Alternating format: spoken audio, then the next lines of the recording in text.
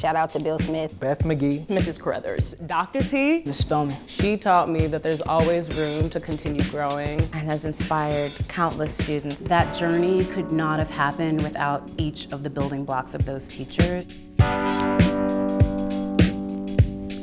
I had a teacher in elementary school. Her name was Mrs. Carruthers.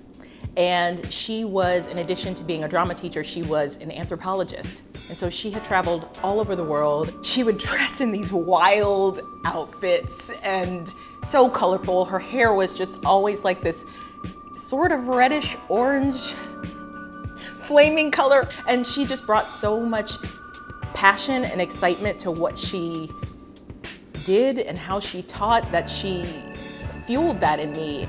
She just hit all those little curiosity points in me and just lit me up, and I loved her so much. I'm currently a junior in high school, and the teacher that inspired me was my elementary school art teacher. She was my art teacher from pre-K all the way up until the 5th grade. And she really inspired me because she saw something within me that I didn't even see in myself. I was very quiet, I was very shy. But she realized something when I spoke, like my words, like I had power behind my words. And if it wasn't for her, I really wouldn't be here today. She set me up to become an actor, so I'm very thankful for that. Her name is Ms. Spellman. Besides my mom, who was an amazing teacher, I think an educator that really inspired me was my 4th through 8th grade Montessori teacher, Bill Smith, who on the first day of school asked me to write an essay and threw it in the garbage.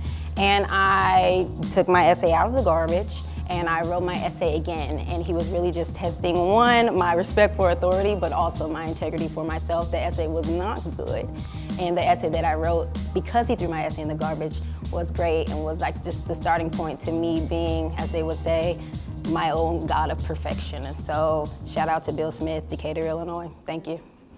My mother, she has been a teacher for 30 plus years in New York, New Jersey, Florida. She's adapted to so many different teaching environments, so many different curriculums, and has inspired countless students, including myself. She has a love for movies, getting to watch movies with her and getting closer to her and also appreciating the art that we were watching. That's why I'm an actor today. Dr. Tanya Pettiford Waits, or as we lovingly refer to her as Dr. T, down at Virginia Commonwealth University, was one of my first Black educators, which is heartbreaking to say as someone who is a first-generation college student. She taught me that there's always room to continue growing. There's always room for you to go back and get it, or sankofa. Whenever you feel like you've forgotten where you come from, there's no time like now to return, and it will inform the way you can move forward.